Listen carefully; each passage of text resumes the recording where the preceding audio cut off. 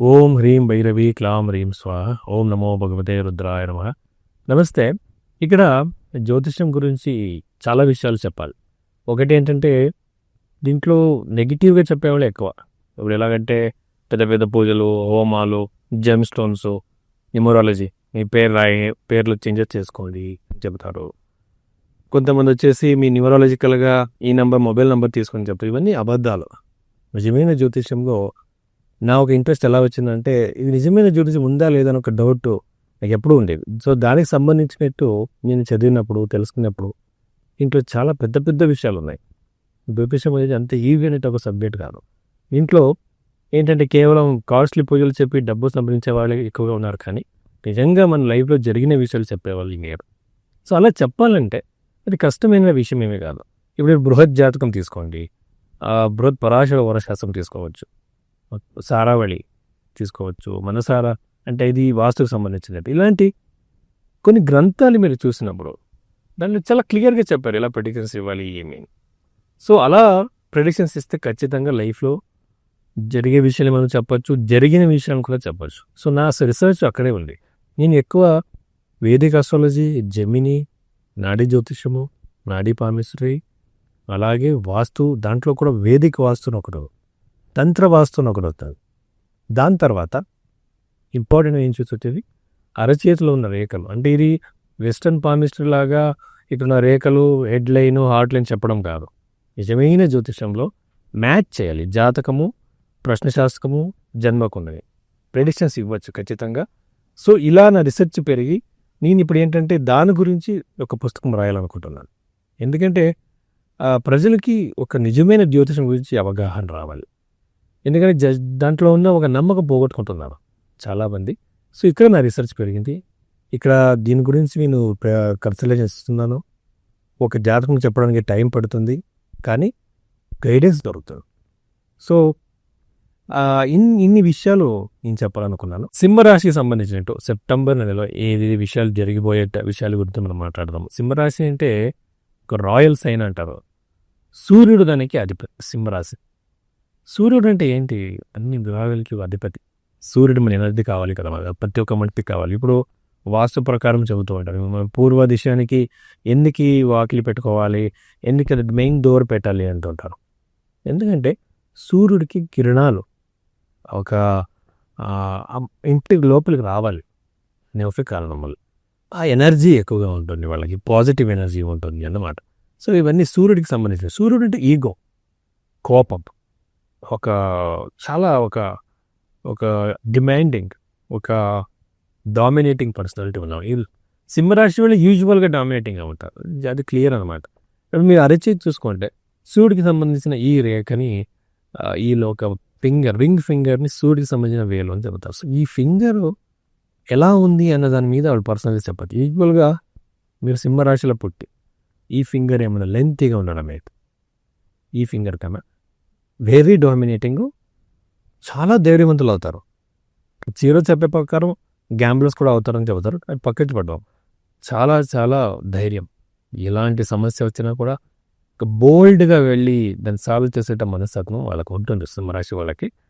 So ఇలాంటి personality ఉన్న వాళ్ళకి సెప్టెంబర్ నెలలో జరిగిపోయే అవకాశాలు వచ్చేస్తే మనము ఖచ్చితంగా దాంపత్య జీవితంలో ఇష్యూస్, మ్యారిటల్ ఎప్పుడు ఇష్యూస్ రావచ్చు. అలాగే పెళ్ళికి సంబంధించిన నెగిటివ్ మాటలు వినే అవకాశాలు. అంటే ఇప్పుడు ఒక పెళ్లి సమస్య వచ్చి అక్కడ డివోర్స్కి వెళ్ళింది, సెపరేషన్కి వెళ్ళింది, అక్కడి నుంచి పాజిటివ్ వార్త మీకు వచ్చే అవకాశం లేదు. మీరు ఒక పెళ్లి చూపులకు వెళ్ళారో అక్కడ కూడా మీకు మంచి సంబంధం వచ్చే చాలా తక్కువ అనమాట. అంటే టైం నడిచేటప్పుడు 100% అలా అప్లై చేసుకోగలి పాసిబిలిటీస్. రెండో ఇంట్లో కుజుడు ఉండడం వల్ల యూజువల్గానే వాళ్ళని చెప్పినట్టు కుటుంబ స్థానంలో ఏదైనా గొడవలు చూస్తుంటాయి. అలాగే ఇక్కడ ఇంకొక విషయం, సింహరాశి చతుర్థ రాశి వచ్చేసి వృశ్చిక రాశి వస్తుంది. వృశ్చిక రాశి అధిపతినే యూజువల్గా ఈ రాశిలో పుట్టిన వాళ్ళకి తల్లి చాలా డామినేటింగ్గా, తల్లి చాలా స్ట్రిక్ట్ అయిన తల్లి దొరికే అవకాశాలు ఉంటాయి. స్ట్రిక్ట్ అంటే అన్నిట్లో కూడా ఒక డిసిప్లిన్ ఉన్న ఒక తల్లి సింహరాశి వాళ్ళకి దొరికేట అవకాశం ఎక్కువగా ఉంటుంది అన్నమాట.